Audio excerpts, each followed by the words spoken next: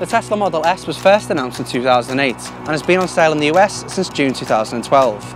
And in 2013, it was the top-selling full-size luxury sedan, surpassing the BMW 7 Series and Audi A8. And now that they're rolling out in the UK, Tesla have invited me down to give a quick test drive of the Model S, to see what all the fuss is about, and to see if the UK public are ready to go electric. So let's get started. So before I go ahead and see if the UK is ready for electric cars and whether it's worth it, let's take a look at what you get for $114,000. It runs purely on electricity, and the 85 kilowatt-hour battery pack contains 7,104 lithium-ion battery cells, all from Panasonic, similar to what you'd find within laptops, which are all contained within 16 modules. The battery pack is placed underneath the cabin floor, giving the car a lower centre of gravity and has enough charge to power over 15,000 iPhones, or more importantly to give you a quoted range of 320 miles when fully charged. The range is more like 240 miles, which is still more than most people need. You also get this car-shaped key, which uses proximity sensors to extrude the extremely cool zero-profile door handles once you're within range for the keyless entry. It's also extremely practical, with not only one but two trunks, including one in the front, as there's no gas-guzzling engine taking up space, and in the rear there's a whopping 63.3 cubic feet of space. And as an optional extra, you can also get these two rear child seats, which is a great convenience. So that's room for 5 adults and 2 children.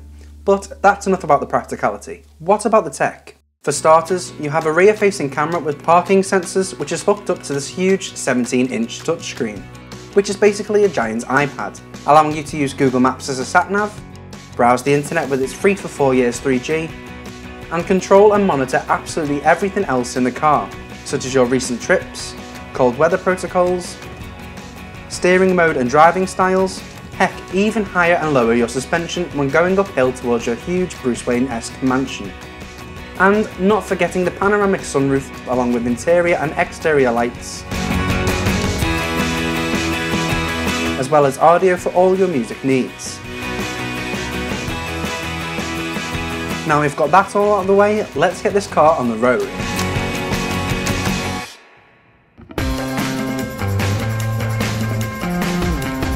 Now, I'm no car reviewer. I've only owned about 3 cars and I've only driven about 5 or 6, but I can't do a video on the Tesla without talking about how it feels to drive. And I've got to say, it's one of the most amazing feelings ever. It's completely silent, it's great handling.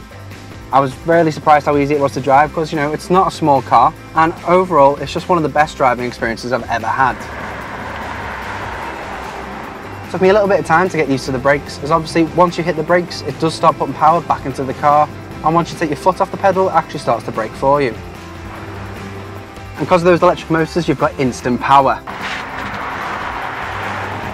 This car goes from 0 to 60 in 4.2 seconds, which is faster than a Porsche Carrera S. And as you may have seen, the 4-wheel drive version is even quicker, which all adds up to one of the best cars I've ever seen on the road. This machine is like a Mac Pro on wheels. What does this all add up to? Well, it extinguishes any fears I had about electric cars having no soul, character, and more importantly, fun. Its sleek design language combined with great handling and eco-beating range make cars like the Nissan Leaf look ridiculous. It's the first electric car you'd actually want to own. But can you afford to run the car after you paid the high price and get to where you need to go? While speaking to a very smartly dressed Tesla representative, he explained how much it would cost with average electricity rates in the UK. And for the following, keep in mind that electricity tends to be a lot cheaper back in the States than it is here in Blighty. On average, it would cost me £10 for a full charge equaling around 240 miles. Whereas my current car, a 1.6 litre Vauxhall Astra, similar to a Buick Verano, cost me around £50 for the same range. Over the course of a year, the Tesla would cost me £520 versus the Astra costing me £3,120. A massive £2,600 saving, plus the £120 cost of road tax. In terms of charging, it takes an hour to gain 20 miles worth of range with Tesla's electric box, which can be installed into your garage for a one-off charge of £95. Or if you use their supercharger stations, it's completely free and takes only an hour to fully charge. There's currently over 2,000 supercharger stations in North America, allowing you to technically travel across the entire country for free, as long as you plan your trip carefully. And the technology of electric cars is only going to get even better and even more science fiction. With Tesla, they have autopilot, giving you radar, 360-degree sonar sensors, changing lanes by simply tapping the turn signal, and even detecting a parking spot and parking itself when you arrive at your destination, with a whole lot more. Okay, so the main downfall is the initial cost of the car. It's a lot of money to pay up front for most people, even with government incentives giving you £5,000 in the UK and $7,500 in the US. But as with all new technology, the price will eventually come down. And with rival car makers and future models, this is already becoming the case.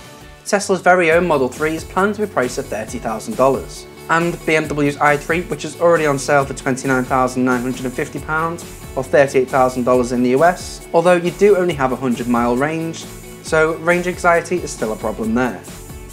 Either way you look at it, the future of motorsport is going to be shocking. Thanks for watching. If you enjoyed this video, hit the like button down below as it really does help us out. And if you haven't already, hit the subscribe button to see more great videos like this. I'll see you next time.